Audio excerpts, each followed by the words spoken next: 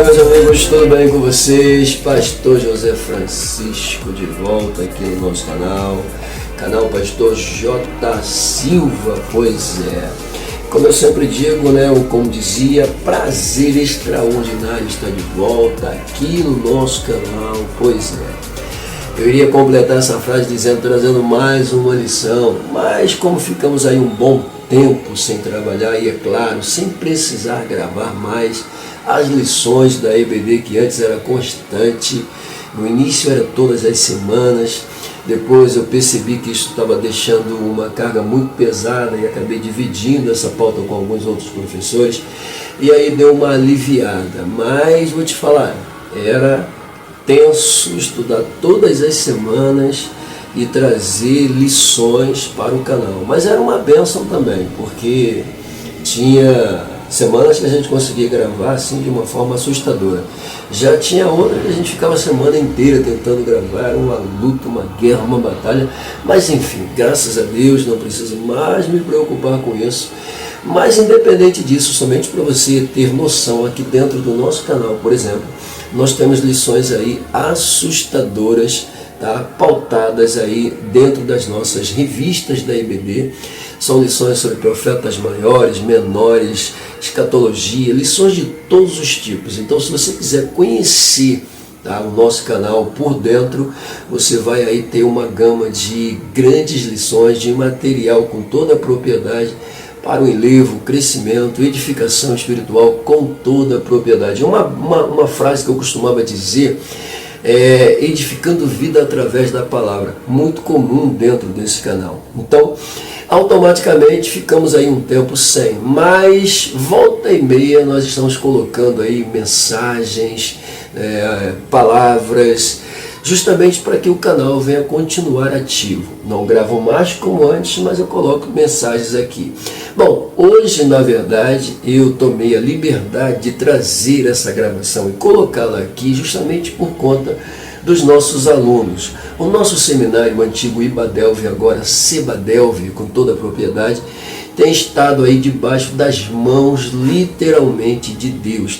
Tem sido algo sobrenatural, impactando a vida dos nossos alunos e, é claro, motivando nós, professores, a continuar fazendo o trabalho que estamos fazendo. Pois é, isso muito nos alegra, nos motiva, nos incentiva a continuar trazendo para eles informações, tá, sobre os assuntos que estão sendo tratados. E, é claro, o assunto que tem impactado a vida deles tem sido história da igreja. Módulos 1, 2, 3, 4 e agora o módulo 5. Tem deixado os alunos aí, assim, de uma forma assustadoramente impactados. E é por conta desse impacto que eu disse para eles que iria trazer algo sobre as 7 igrejas da Ásia, aquelas que constam lá dentro do livro do Apocalipse. E aí você pergunta, o que as 7 igrejas da Ásia têm a ver com a história da igreja? Calma aí. Eu te respondo. Bom, existem linhas teológicas, existem as que dizem, existem as que não dizem. Por conta disso, eu acabei usando a palavra reflexo, para não ficar entre um e outro. Pois é, o que exatamente é isso?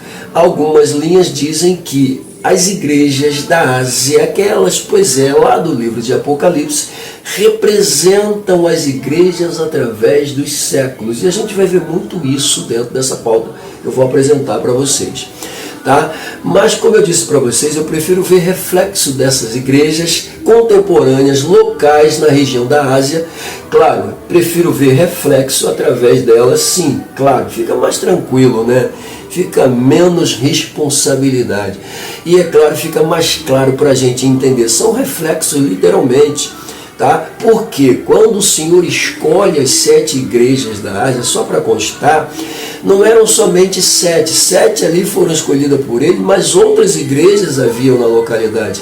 E conforme a leitura que a gente faz sobre o conteúdo dessas igrejas, a gente percebe que automaticamente é o Senhor chamando a atenção dessas igrejas é o Senhor fazendo promessas para essas igrejas, é o Senhor estando disposto a perdoar as falhas dessas igrejas, mostrando o erro delas, e para que sirva de testemunho também para as igrejas locais, as igrejas ao redor, tanto contemporâneas e, é claro, através dos séculos, eu posso dizer agora com toda a propriedade, como exemplo, como modelo. E é claro que esses que estudam através dos séculos, eles conseguem vislumbrar o que aconteceu com aquela localidade, aconteceu com aquela igreja, dentro de determinados períodos da história.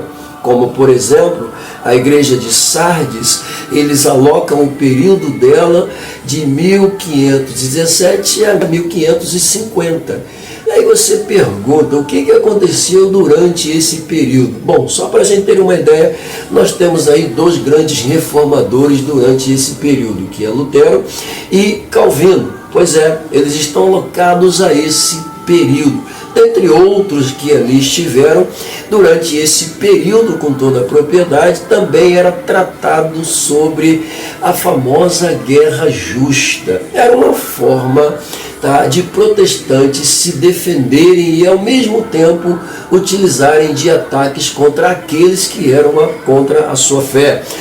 E é claro, isso também partia por parte dos católicos, principalmente, que foram os pioneiros a dar início a essa perseguição, por conta de Constantino, já em 320, iniciar essa perseguição aos que não eram cristãos, uma vez que em 313, 12 aproximadamente, ele coloca esse cristianismo como religião oficial dentro do Império Romano.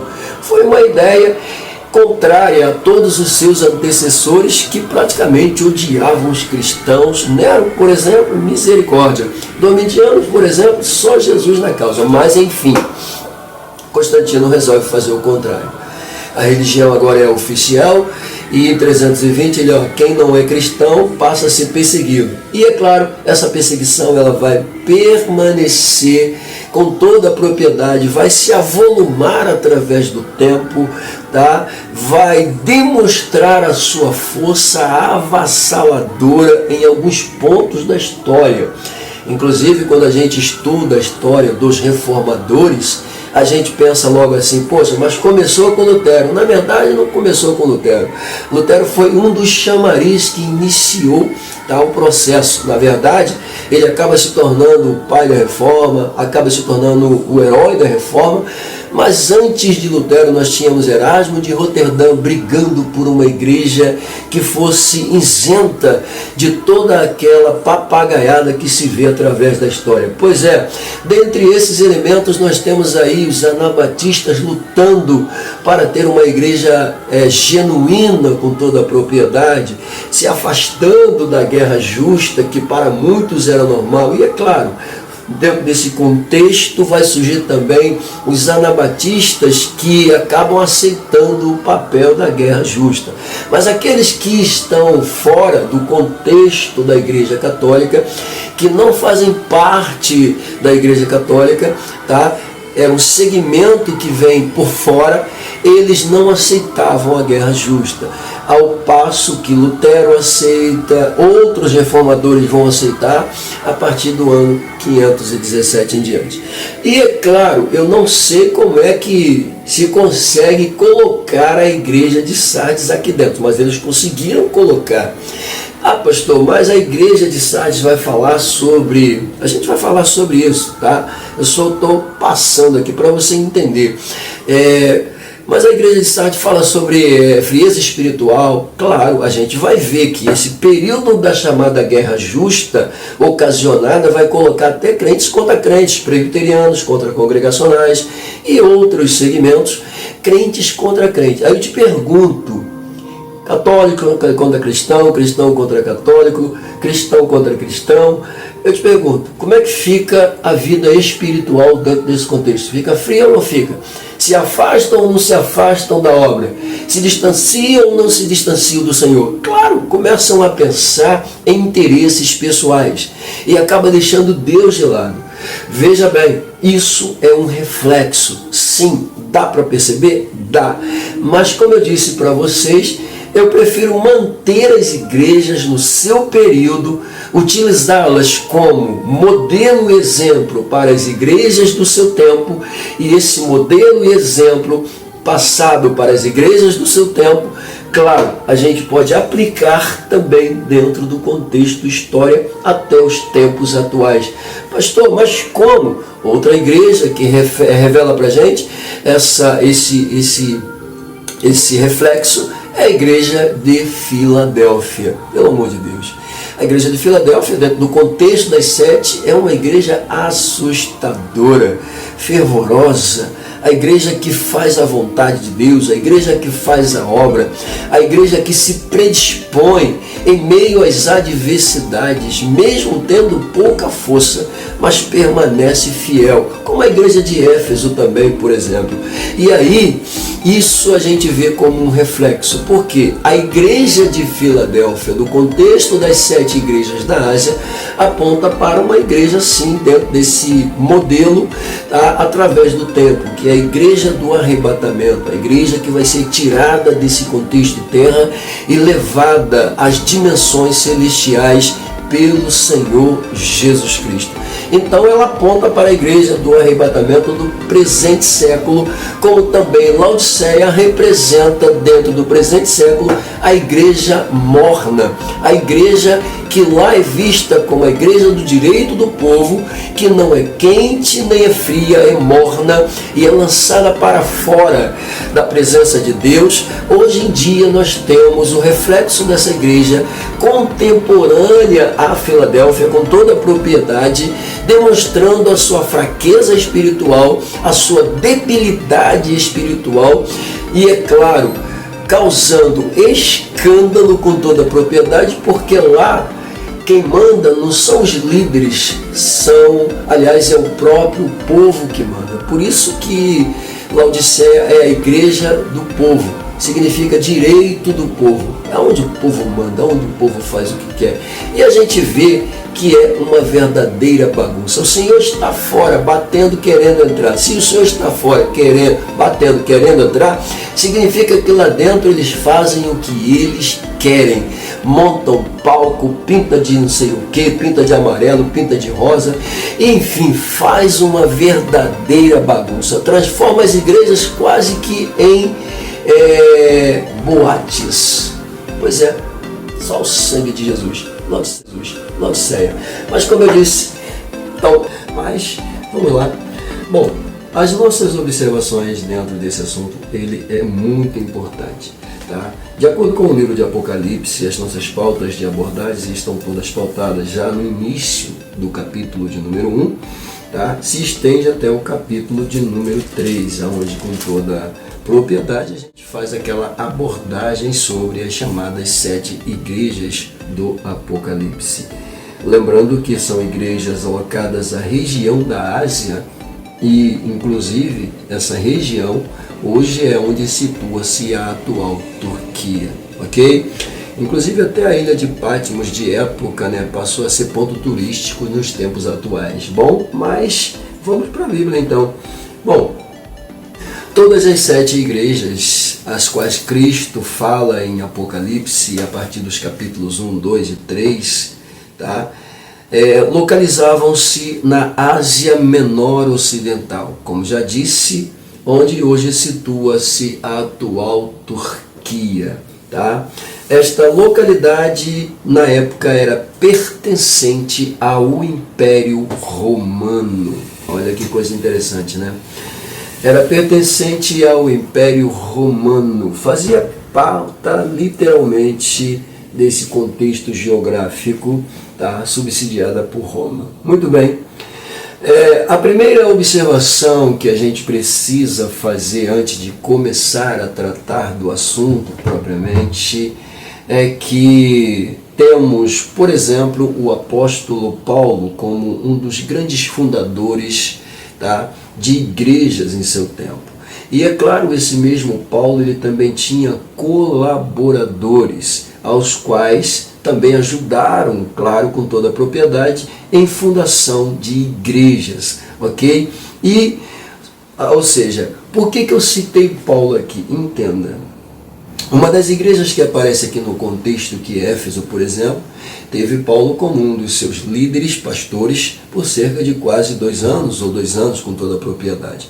Então, isso aqui é só para a gente ter uma ideia e observar que essas igrejas não surgiram ali por acaso. Alguém foi lá e fundou essas igrejas, e aqui comprova com toda a propriedade que Paulo é um dos responsáveis, juntamente com seus colaboradores, que fundaram a maioria das igrejas, tá? Principalmente nessa localidade, ok?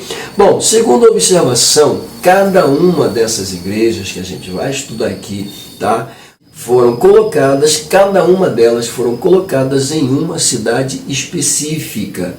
Perceba que quando a gente fala da região, da localidade da Ásia, tá? Local esse que vai ser dividido por várias cidadezinhas, tá? E isso aqui é importante a gente observar, porque cada uma dessas igrejas foram listadas em uma, tá? Em uma cidade. Tá? Esse círculo de cidades distanciavam-se, segundo o historiador, distanciavam-se uma das outras a cerca de 90 quilômetros a 57 quilômetros, com toda a propriedade. Distanciavam-se uma das outras, tá? De acordo com essa apresentação do historiador, entre 90 a 57 quilômetros de distância.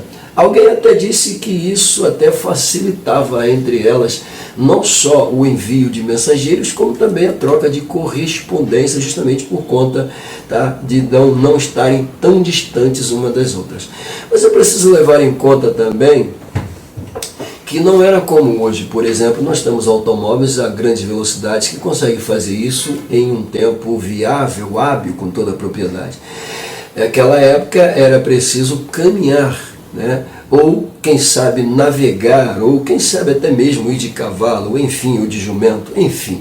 O fato é, isso acabava deixando esses 57 quilômetros de distância um pouquinho, né, longe da realidade. Mas, para quem visa hoje um mundo mega avançado, tecnologia tal, e etc., isso aqui acaba sendo perto, literalmente, né? Pois é, a gente consegue fazer aí daqui a Nova Iguaçu em 40 minutos, entendeu? E por 2 horas daqui à região dos lagos, enfim, 2, 3 horas. Então eu acredito que isso aqui automaticamente dá uma ideia básica para a gente de como seriam essas distâncias durante esse período. Lembrando que, tá, aqui dista-se de 90 quilômetros de distância, automaticamente para chegar até ela era preciso ir de barco às vezes, né? Facilitava o trajeto, porque se você vai caminhando, você tem que passar por vários distritos, vários locais até chegar nela.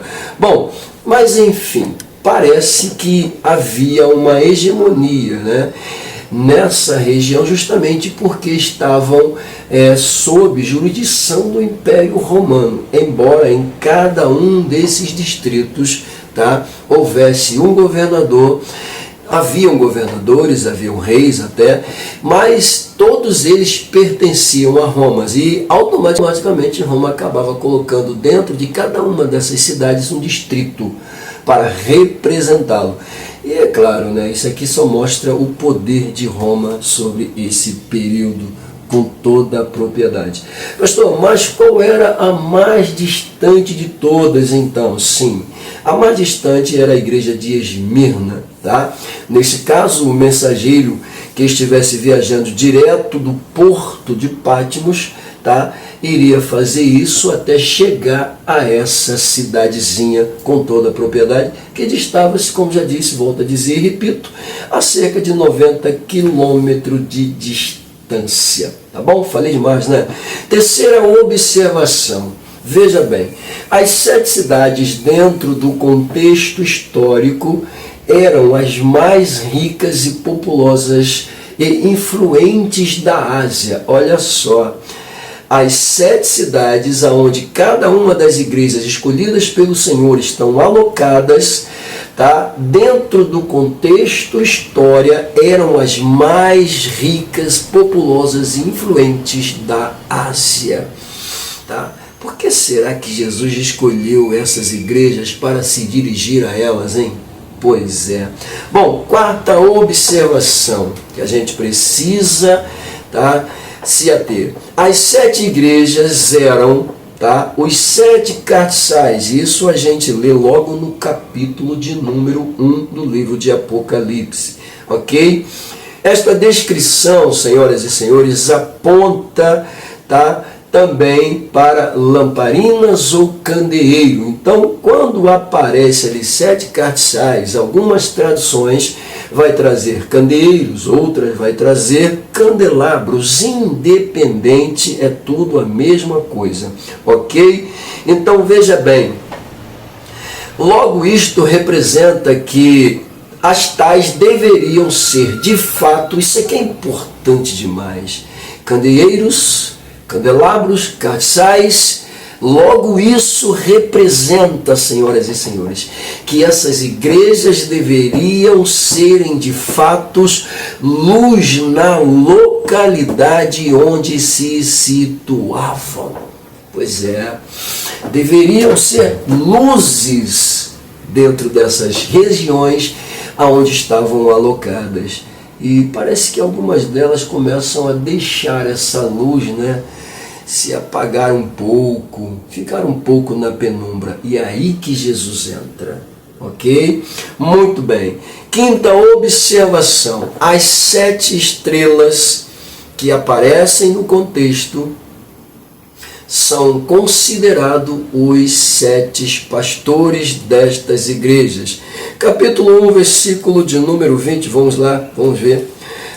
O mistério das 7 estrelas que viste na minha destra e dos 7 cardeais de ouro.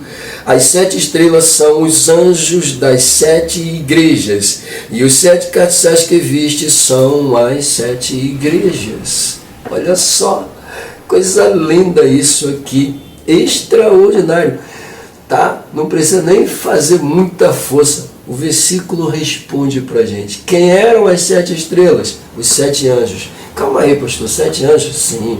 Quando a gente entra no capítulo de número 2, a gente vai ver esses 7 anjos sendo citados com toda propriedade. Capítulo 2, versículo de número 1, veja o que diz. Escreve ao anjo da igreja que está em Éfeso, isto diz aquele que tem na sua destra as 7 estrelas e que anda no meio dos 7 cardeais. Que coisa, né? De ouro, tá? E aí? As 7 estrelas que aparecem no capítulo 1, no capítulo 2, já temos uma definição mais concreta, embora no versículo 20 do capítulo 1, nós já temos, a resposta já veio. Quem são eles?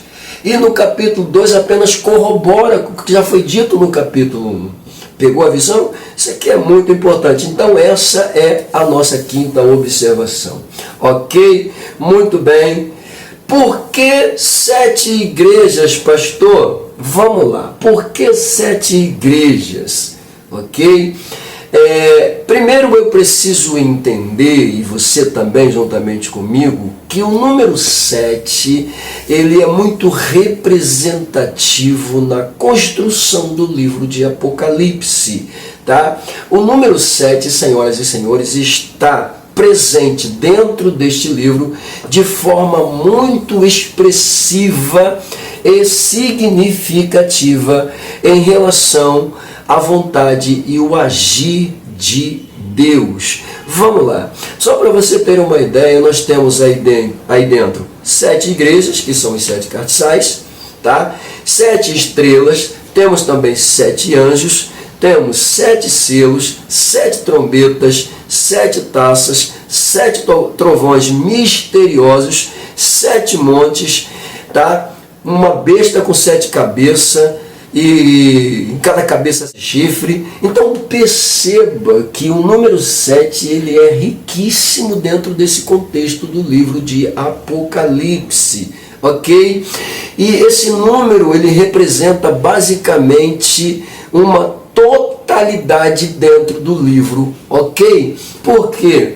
Tá? Basicamente, o número 7, só para você entender melhor, tá? Ele representa a totalidade. O que seria a totalidade? Algo completo, ok? Sendo assim, o porquê de 7 igrejas é a indicação de que o livro é atual, pega isso aqui, de que o livro é atual para todas as igrejas de todas as épocas, ok?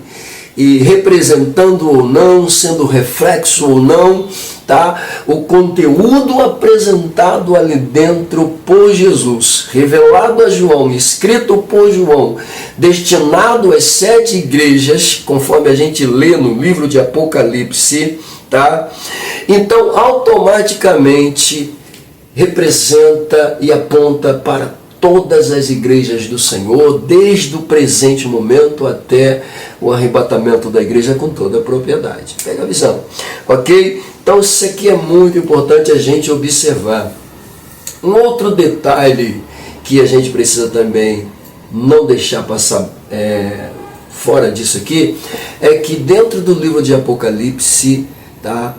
A palavra 7 aparece cerca de 54 vezes. Por isso que é um número representativo, tá? Completo, e aponta literalmente. Até porque, entenda isso aqui, quando a gente fala do número 7 dentro da Bíblia, eu preciso colocar isso aqui justamente por conta dessa totalidade e por conta do livro ser tão envolvido, tá, a essa realidade do número 7. 7 na Bíblia, né? Segundo alguns expositores, significa perfeição e é o número de Deus. Bom, vamos lá. A Bíblia diz-nos que Deus criou o mundo em 6 dias, no 7º ele descansou. A partir de então, o 7 passou a ser um dia de santa convocação. Tá? Um dia em que o povo vai buscar ao Senhor, se santificar, renovar os votos. Então, o número 7, ele passou a significar não só perfeição, não somente o número de Deus, mas também passou a significar descanso, santa convocação.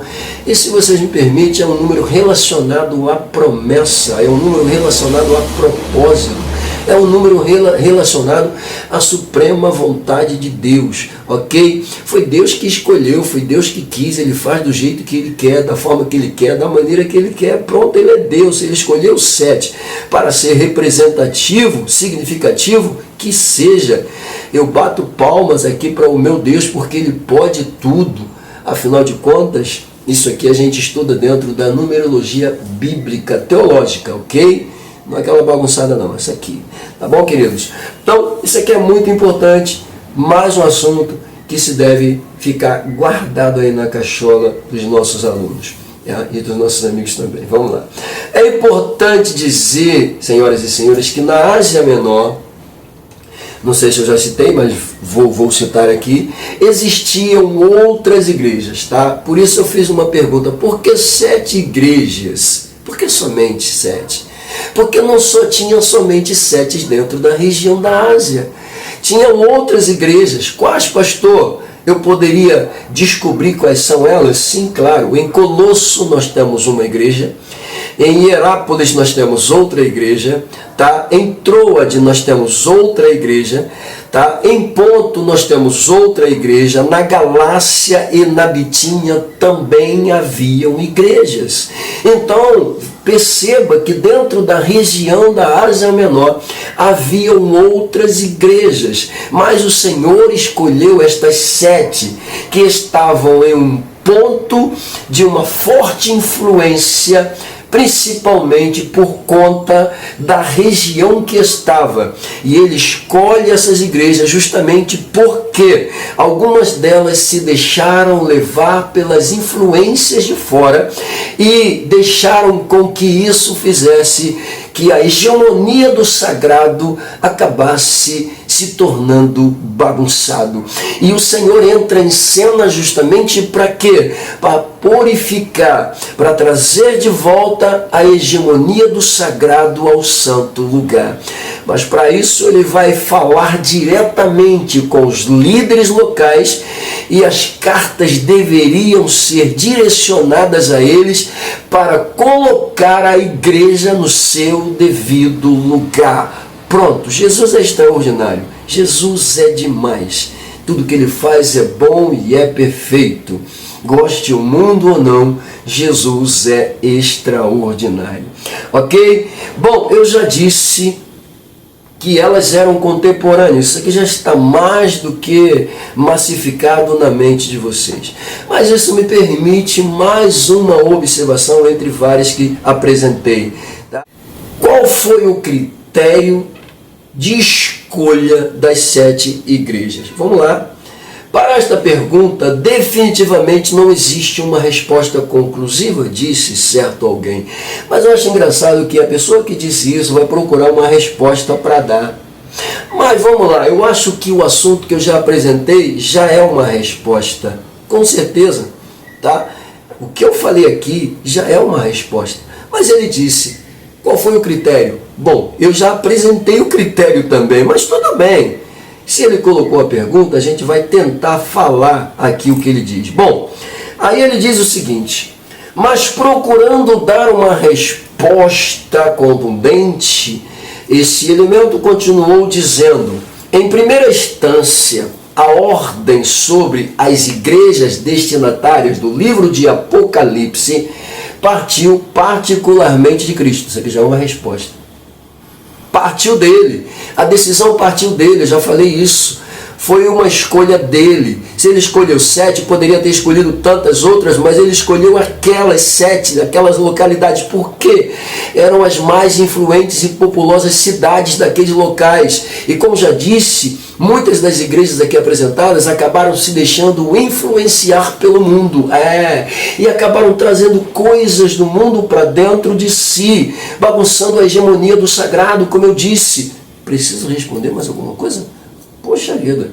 Bom, aí ele finaliza o assunto dele dizendo, para mim isso já é suficiente. Bom, o que eu já apresentei já é suficiente. Pega a visão, vamos embora. Bom, mas aí alguém achou que deveria dar uma explicação teológica. E qual seria essa explicação teológica? Vamos lá. O historiador escreve dizendo uma explicação utilizada por alguns dos estudiosos é que as 7 igrejas escolhidas estavam próximas uma das outras. A gente já viu isso aqui, já apresentei. Tá? Entre as quilometragens de 90 quilômetros no máximo a 57 uma das outras. Já falei, tá bom? Interligadas, aí sim, agora isso aqui completa o que eu já iniciei. Interligadas por boas estradas romanas. Opa! Interligadas por boas estradas romanas. Lembrando que quando o Império Romano assume o poder, tá, ele se preocupa em modernizar essas estradas. Ele faz estrada, eles fazem trajetos. Inclusive esses trajetos, tá, ajudaram muito na divulgação e na propagação do Evangelho. Essas cidades, aliás, essas estradas construídas acabaram facilitando a entrada do Evangelho em toda aquela região da Ásia com toda a propriedade, ok? E isso aqui é um assunto importantíssimo demais da conta. Bom, interligadas por boas estradas romanas que facilitaria a troca de correspondência, ok? Bom, se eles se correspondiam, isso aqui eu não sei, mas o fato é, isso aqui comprova com toda a propriedade que alguns mensageiros com certeza haviam entre elas. E com certeza deveriam haver um diálogo entre elas, embora a distância, né, 57 quilômetros, não seja tão perto assim como se imagina não, tá bom? Mas vamos lá.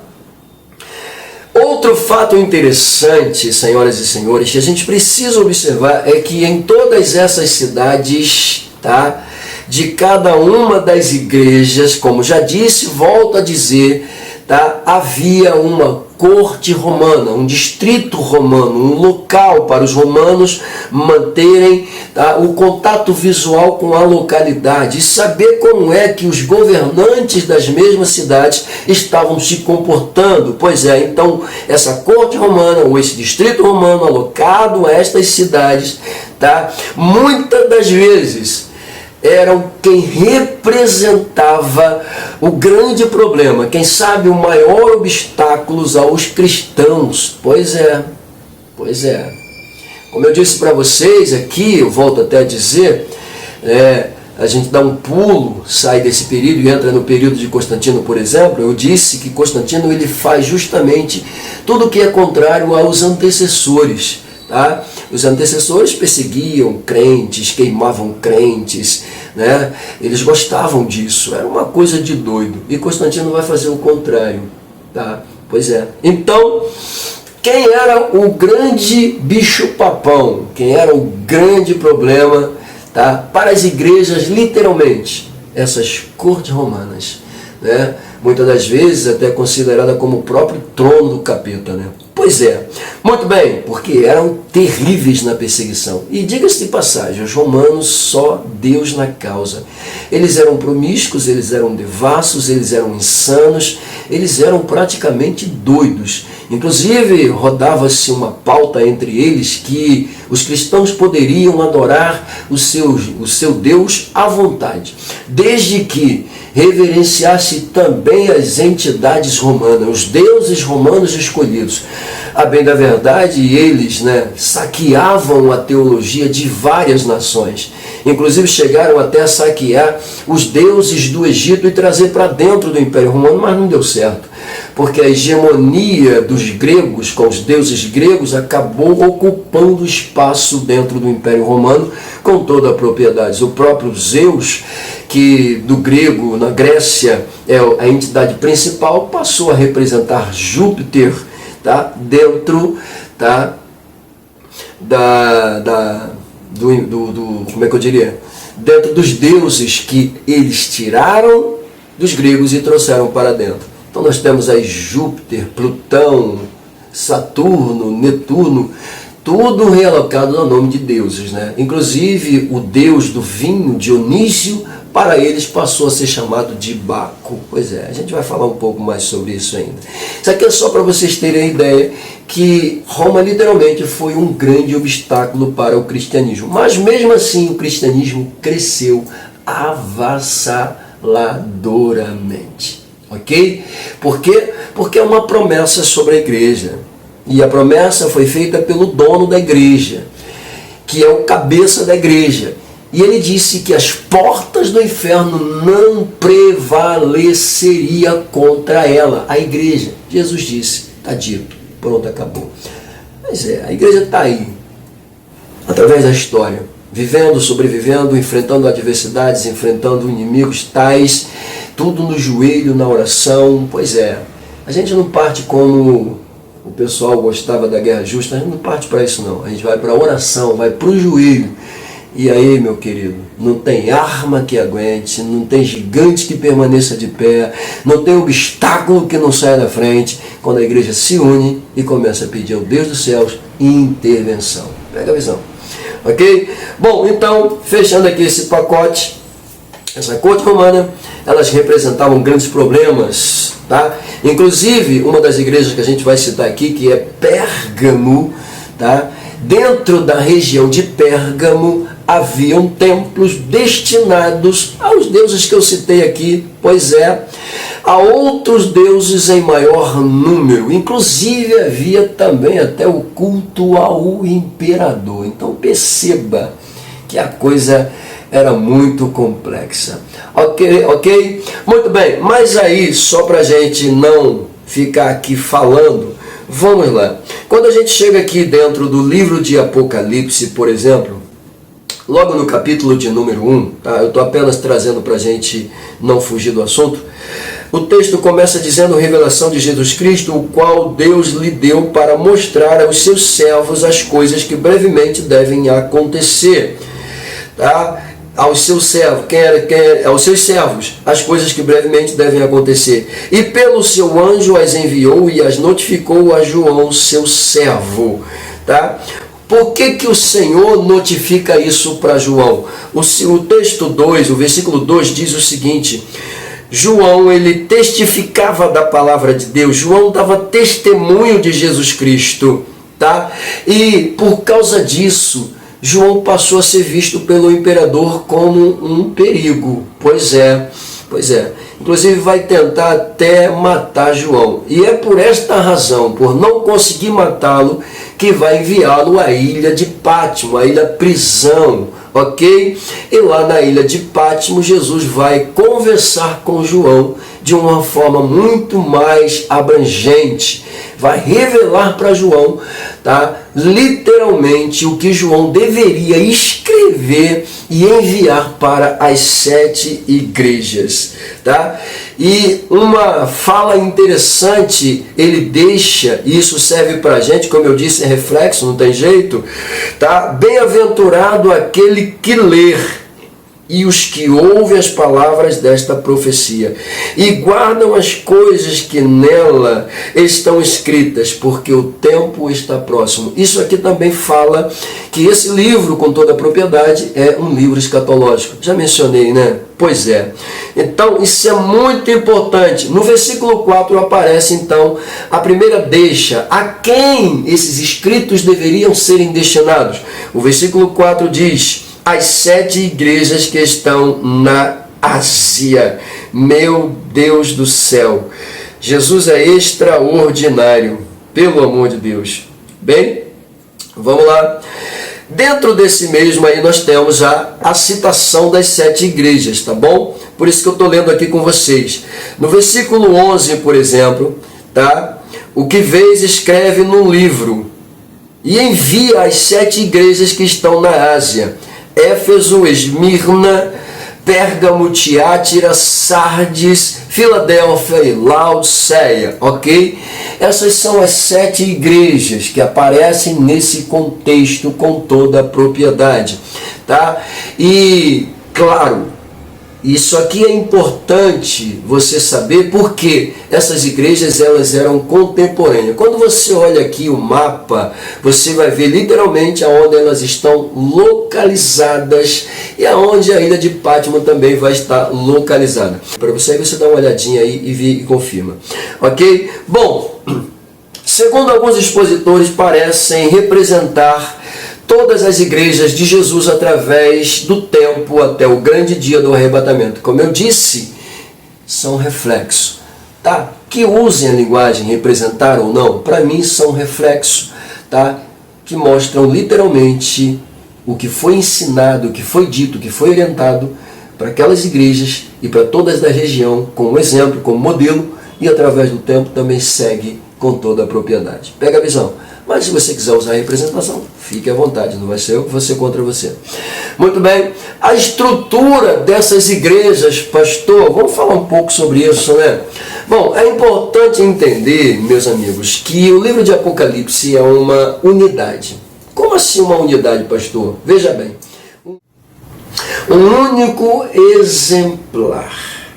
Ah, pastor, por que isso? Dentre os livros do Antigo e do Novo Testamento, nós temos livros que foram divididos em 2. Nós temos cartas do João, por exemplo, aqui, 1ª e 2ª, 3ª. Nós temos. Só que nos moldes dos livros únicos, o livro de Apocalipse é uma unidade. É um livro único, um único exemplar. E perceba, é um único exemplar destinado às 7 denominações existentes lá na Ásia. Porque, pastor, olha que coisa tremenda. Poderia até ser uma carta, literalmente, um livro, né? Mas é um livro. É um livro. E foram destinados a essas 7 igrejas que eu acabei de citar os nomes aqui. Como é que esses pontos, tá, se ligam e são comuns entre elas? O primeiro ponto comum entre elas é a saudação e o destinatário. Vamos lá, saudação e destinatário.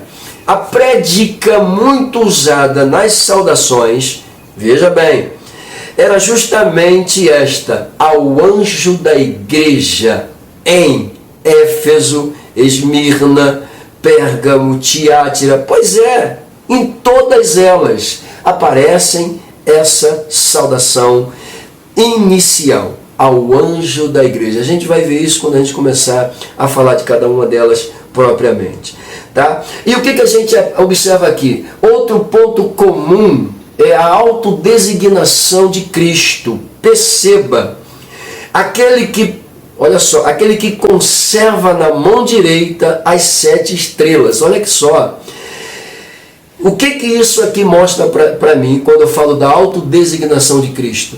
É que ele tem o domínio sobre a liderança. Ei, os líderes não podem fazer o que quiserem. Mas haviam líderes aqui nesse contexto que preferiram fazer paz e trazer tudo para dentro. É por isso que Jesus entra em cena. Vocês estão nas minhas mãos. Vocês são dirigidos por mim. Vocês são guiados por mim. Quem inspira vocês e quem mostra o caminho, quem orienta sou eu. Quem é o cabeça da igreja? Era mais ou menos isso que Jesus estava dizendo para eles. Eu sou o cabeça da igreja. Vocês são corpo. Então vocês têm que fazer de acordo com o que eu mostro para vocês, não é de acordo com o que vocês pensam, não. Esse é o grande problema de muitos, tá, que pertencem nesse atual tempo à chamada igreja de Laodiceia. Pois é, posso dizer isso com toda a propriedade.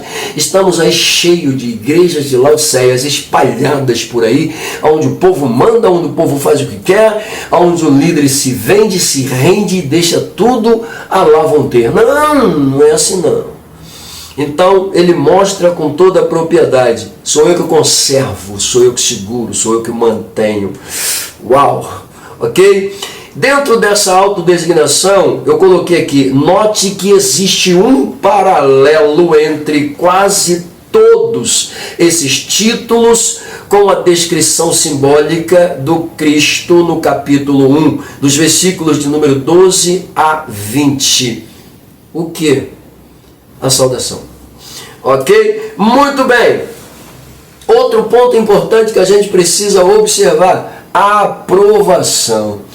Veja bem, Jesus ele começa dizendo, eu conheço as tuas obras. Para quase todas elas, aliás, ou para todas elas ele vai dizer, perdão, quase todas é loucura da minha cabeça, mas ele diz isso, eu conheço as obras de vocês, eu conheço o trabalho de vocês, eu conheço o labor de vocês, eu conheço, ok? Conheço as tuas obras, assim o teu labor, como a tua perseverança. Jesus conhece a igreja, não tem jeito. Jesus está dizendo, eu conheço a igreja é minha, eu sou o cabeça, eu conheço a igreja.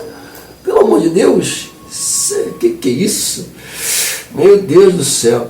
Mais uma coisa importante, veja bem, uma observação que eu coloquei aqui, dentro desse contexto, apenas a igreja de Laodiceia não recebe a aprovação, recebe advertência, exortação, mas não recebe aprovação nunca, porque é a igreja morna, é a igreja do direito do povo. O Senhor está do lado de fora batendo, pedindo para entrar. Como vai receber alguma aprovação?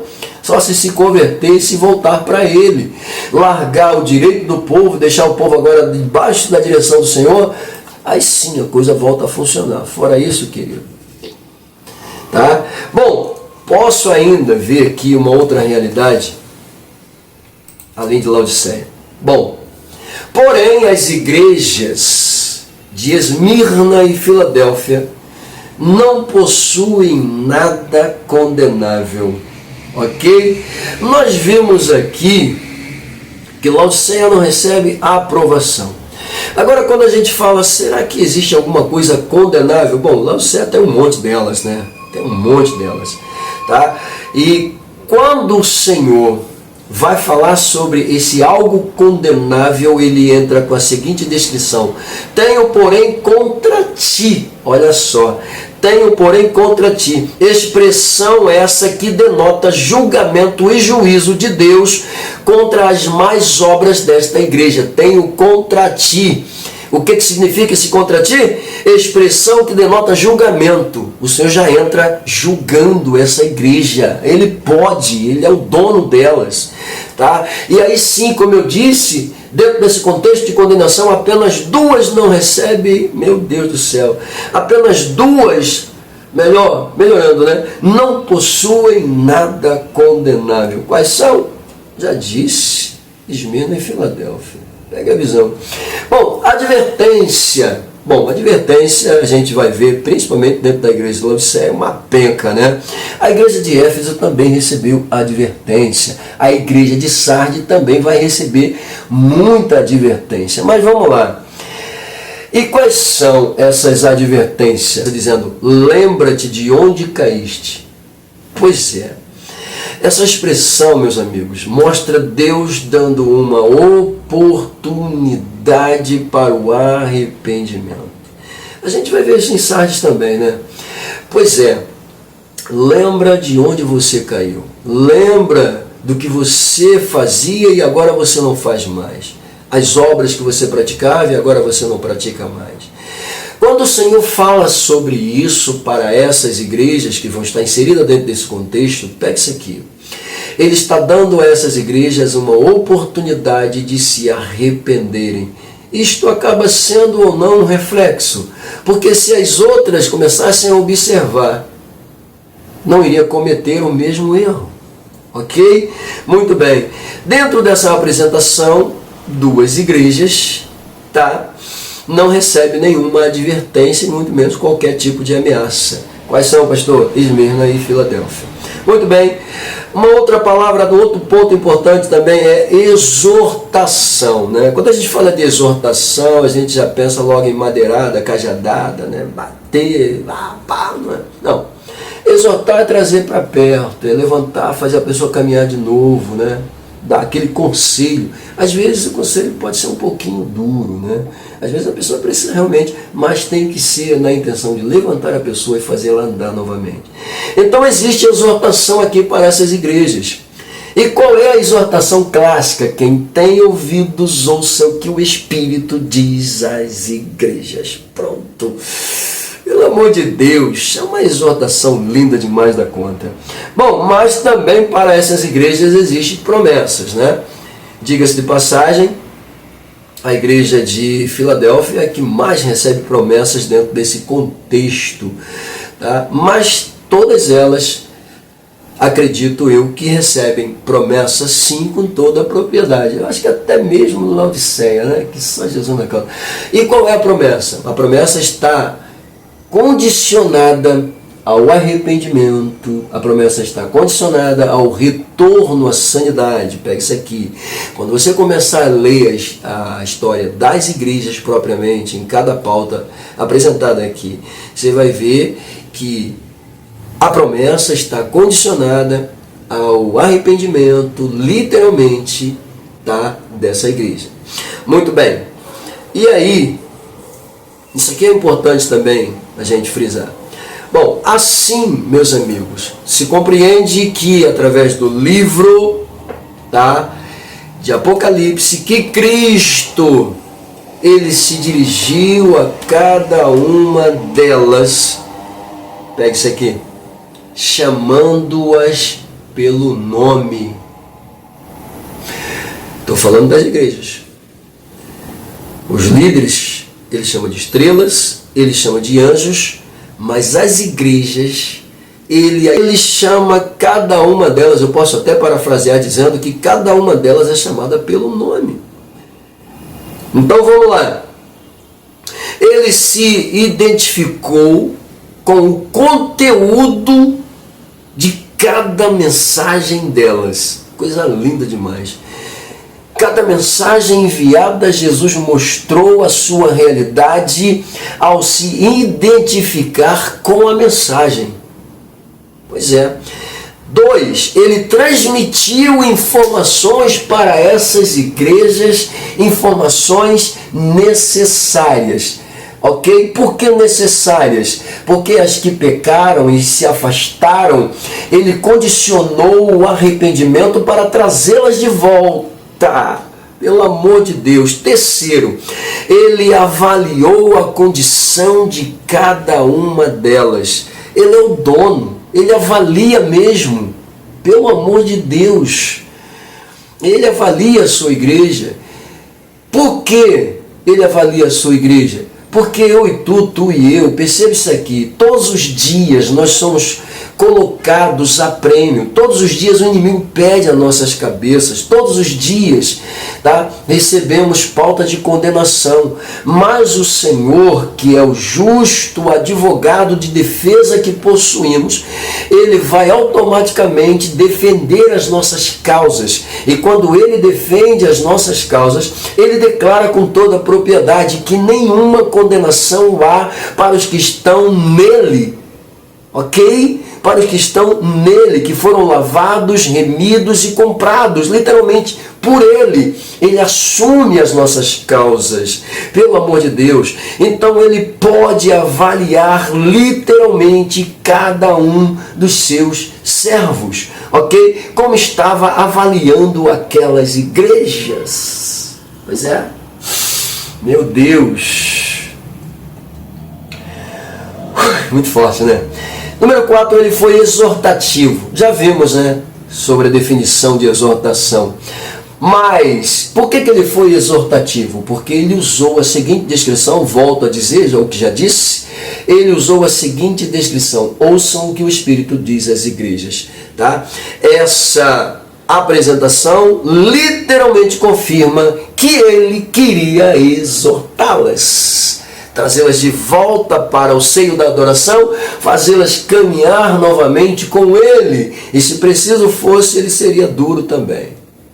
Até porque ele vai dizer isso para Éfeso: se não houver esse retorno, eu tiro vocês do lugar, eu removo vocês do lugar. Pegou? Ele pode.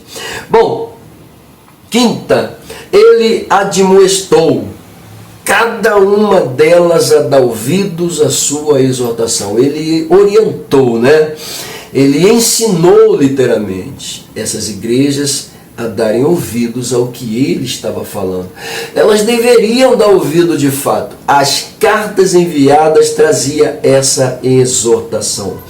Pois bem, e para fechar o pacote, ele fez promessa, a gente já viu, a todas elas, praticamente com toda a propriedade. Aí, depois dessa apresentação, né, com toda a propriedade, a gente chega então no capítulo de número 2 e eu volto a citar o versículo que eu já citei.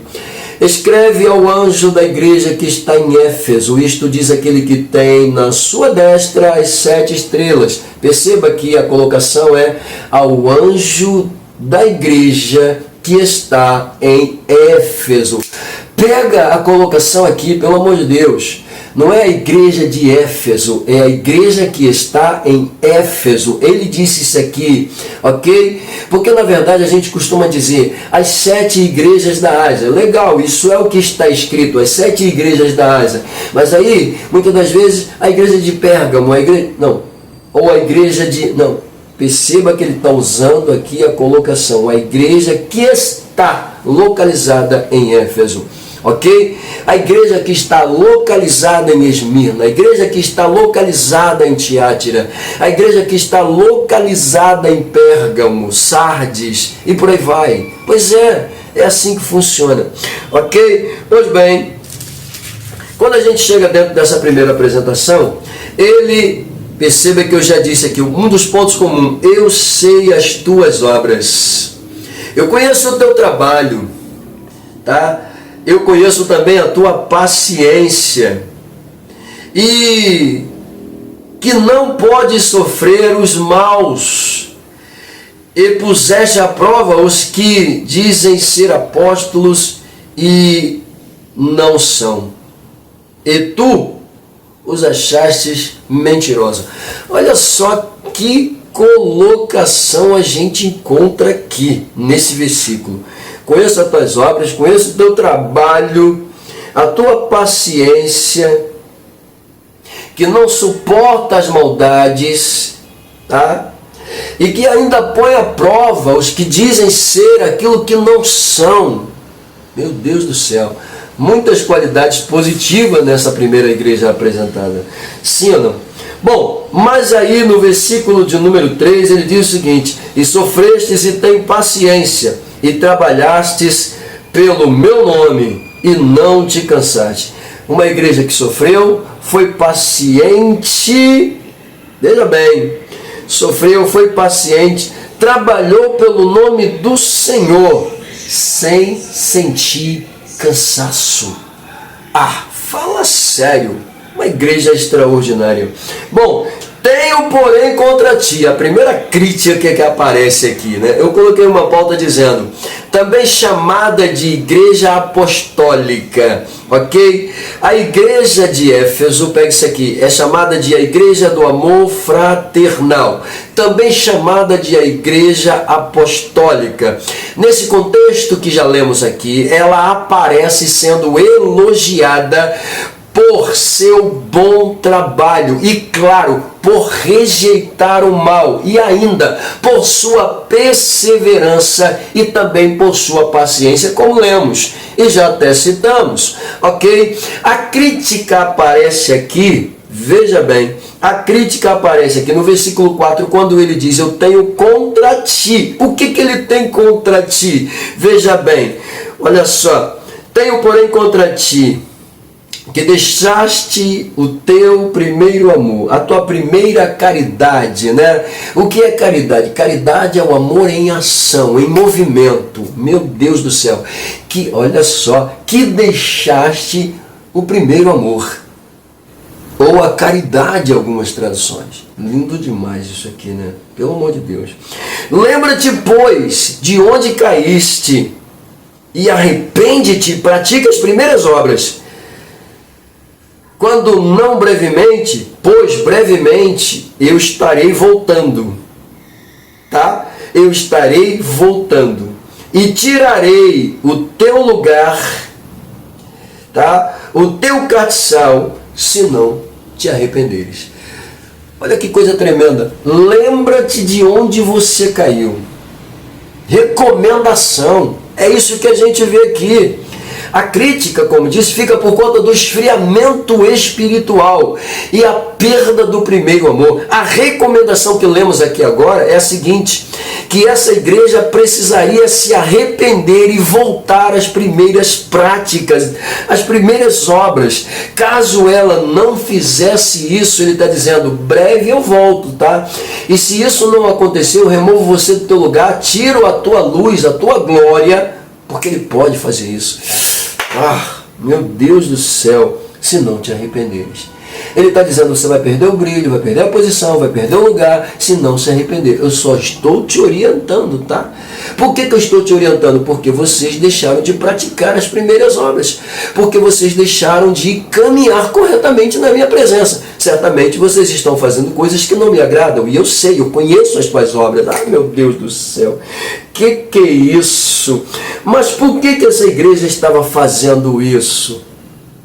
Vamos lá, versículo de número 6.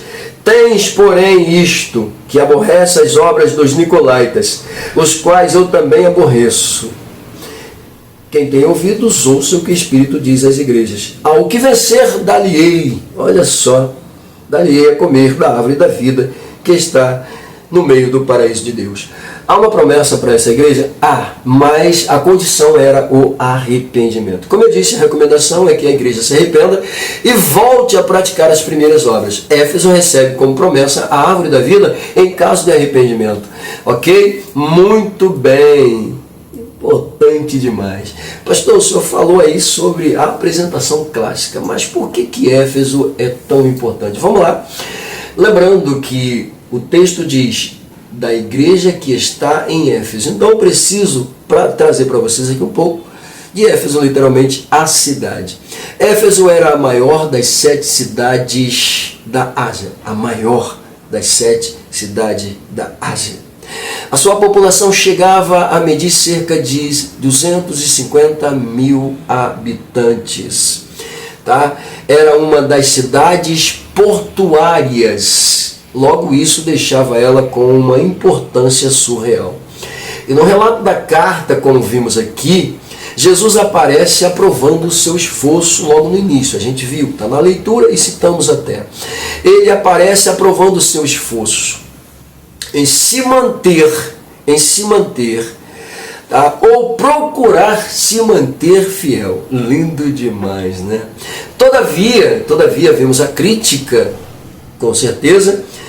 Ele faz literalmente uma reprovação na crítica. Pois é, aos que queriam serem mestres dentro da mesma trazendo rudimentos contrários à sã doutrina. E quem eram esses elementos? Aparece no contexto os nicolaítas. Esses elementos estavam trazendo bagunça para dentro do santo lugar da igreja, maculando a essência dos crentes daquele local, ok?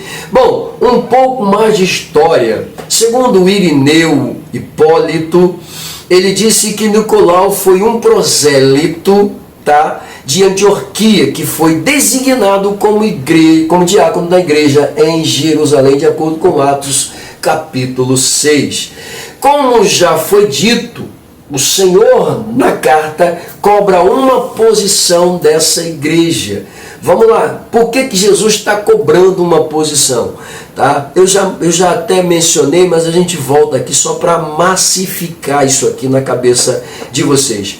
Pois haviam deixado os rudimentos da fé, estavam frios espiritualmente. Sim, vimos isso. Ao ponto dos nicolaítas, seguidores da doutrina de Balaão, tirar proveito no meio deles. Jesus entra chamando eles a um arrependimento, como já citamos, a uma volta ao primeiro amor, como já frisamos. Afinal, esta igreja era vista como a luz da Ásia. Lembra que eu disse? Essas igrejas eram luz nas localidades? Pois é, com toda a propriedade, a igreja de Éfeso era considerada a luz da Ásia. Por que, pastor? Era a igreja alocada na maior região da localidade, a cidade maior da localidade.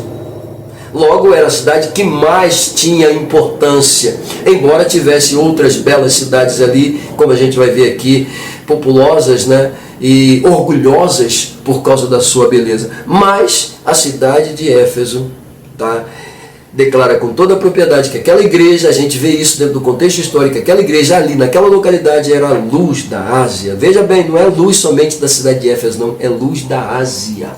Olha o exemplo, pelo amor de Deus. Isso aqui apenas corrobora com o que eu já disse. Se a igreja de Éfeso era a luz da Ásia, era um reflexo para todas as outras igrejas, é por isso que as outras igrejas passam a serem reflexos uma para as outras e para todas as adjacentes da região e, como disse, até o presente século. Bom, e por último, ignorar o aviso de Cristo poderia resultar em sua remoção literalmente do lugar, como a gente viu aqui no versículo de número 5. Tá? E a última fala de Jesus para ela é clássica: ouça o que o Espírito diz à igreja. Ok? E aí a gente fecha essa mensagem com a primeira igreja já sendo apresentada. Depois a gente retorna para falar da segunda igreja, que é Esmirna. Até lá, um beijo no coração.